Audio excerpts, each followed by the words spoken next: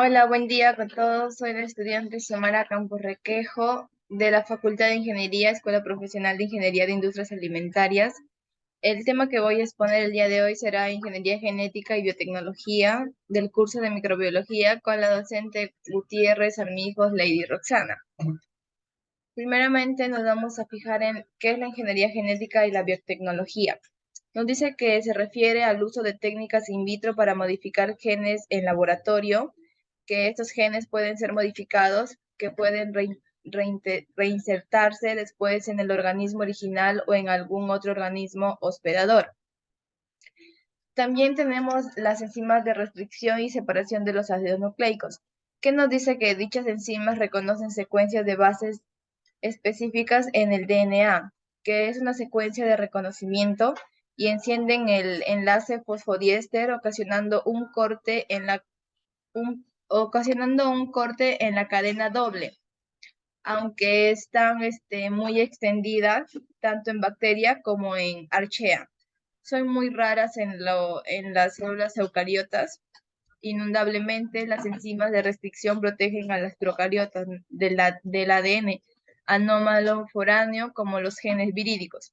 También tenemos la modificación de protección frente a la restricción, que nos dice que es la función natural de las enzimas de restricción en la célula, que es probablemente proteger a la célula de la invasión del DNA foráneo. También hablaremos sobre la hibridación de ácidos nucleicos. ¿Qué es la hibridación de ácidos nucleicos? Cuando el DNA se desnaturaliza, es decir, que las dos cadenas se separan del DNA, se forman las cadenas sencillas, que pueden formar moléculas bicaternarias con otras moléculas del DNA o el RNA, que son monocatenarias mediante el apareamiento complementario o casi complementario de sus bases, ¿no? Otros métodos de hibridación. Se emplea con frecuencia para detectar la presencia de genes específicos en genomas que no han sido aún secuenciados. Por ejemplo, tenemos acá en la imagen que podemos observar a las colonias transformantes creciendo sobre un agar, ¿no? Podría ser en agar McConkey o en diferentes tipos de agar. También tenemos la reacción en cadena de la polimerasa, que es la PCR. La PCR puede copiarse segmentos de DNA hasta miles de millones de veces en un tubo de ensayo. Es un proceso de amplificación y que genera grandes cantidades de genes específicos u otros segmentos de DNA para toda una serie de aplicaciones en la biología molecular. Acá tenemos la reacción de la cadena polimerasa, cómo se da. Las aplicaciones de la reacción de la cadena polimerasa de la PCR es extremadamente valiosa para obtener DNA, para la clonación de genes o con fines de secuenciación, porque el gen o los genes de interés se pueden amplificar fácilmente si se conocen rutinariamente en estudios comparativos en estudios comparativos o filogenéticos para amplificar genes de diversas procedencias. Nos dice también vamos a hablar también sobre los fundamentos de clonación molecular, que dice que en la clonación molecular se aíslan y se replica un fragmento de DNA. Los plásmidos como vectores de clonación, también vamos a hablar un poco de eso, que nos dice que si bien en la naturaleza los plásmidos conjuntativos son transferidos mediante el contacto entre la célula, la mayoría de los vectores de clonación plasmídicos han sido modificados genéticamente para eliminar la transferencia conjuntativa. También tenemos productos de microorganismos modificados genéticamente, que es la clonación del gen a partir del RNA mensajero, la obtención del gen a través de la proteína y el plegado y estabilidad de las proteínas. También tenemos la somatotropina y otras proteínas de los mamíferos, que nos dice que muchas proteínas de los mamíferos poseen un gran valor farmacológico, pero habitualmente están presentes en cantidades muy pequeñas en los tejidos normales. Son muy pequeñas en los tejidos normales y por tanto resulta extremadamente costoso purificarlas, ¿no? La somatotropina es la que está constituida por un único polipéptido codificado por un solo gen y la ausencia de esta hormona en el cuerpo causa enanismo hereditario. Tenemos otras proteínas de mamíferos que veremos en la siguiente tabla, que el producto, por ejemplo, podría ser la eritropoyetina, que es el tratamiento de ciertos tipos de anemia.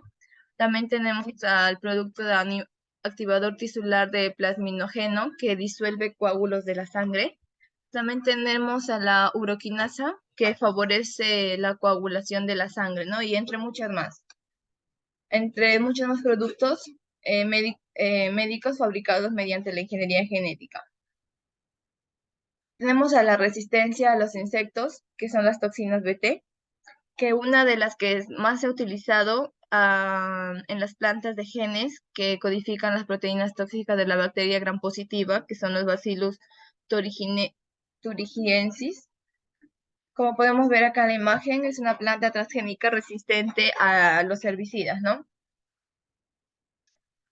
También tenemos a las vacunas obtenidas por la ingeniería genética, que es un tema muy importante y amplio, que nos dice que las vacunas son sustancias que inducen inmunidad a una enfermedad, ¿no? Como bien lo sabemos, por el COVID-19 que hemos pasado, se ha creado una vacuna por ingeniería genética, porque nos dice que es una vacuna que produce una inmunidad a la enfermedad particular cuando son inyectadas en un animal, que primero se experimentan en los animales y luego ya van sacándolas, ¿no? para experimentar con nosotros.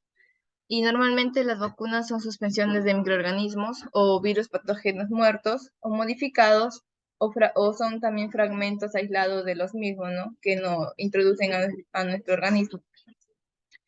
También tenemos las vacunas recombinantes, que nos dice que la ingeniería genética puede utilizar en el desarrollo de la vacuna mediante la modificación del propio patógeno. Por ejemplo, se pueden eliminar genes de un virus o bacteria patógenos que codifiquen factores de virulencia, pero dejar aquellos que contengan productos que inducen una respuesta inmunitaria. También tenemos en las vacunas de subunidades, que nos dice que son, que pueden contener solo una o dos proteínas específicas de un organismo patógeno. Tenemos también a la biología sintética. Nos dice que la biología sintética es el término de biología sintética que se refiere al uso de la ingeniería genética para crear nuevos sistemas biológicos a partir de partes biológicas que suelen proceder de diferentes organismos. Un ejemplo de la biología sintética tendríamos que es el ensamblado por primera vez de una bacteria sintética con capacidad de autorreplicación realizada en el Instituto J. Craig Venter de California en Estados Unidos. También tenemos un ejemplo fascinante de biología sintética a menor escala, es el uso de las células Escherichia coli modificadas genéticamente para producir fotografías. Los campos de la biología sintética podemos aplicarlos en biomedicina y farmacología, en el medio ambiente, en el sector energético y en la ingeniería tisular. Bueno, muchas gracias. Esto ha sido mi exposición. Gracias por su tiempo.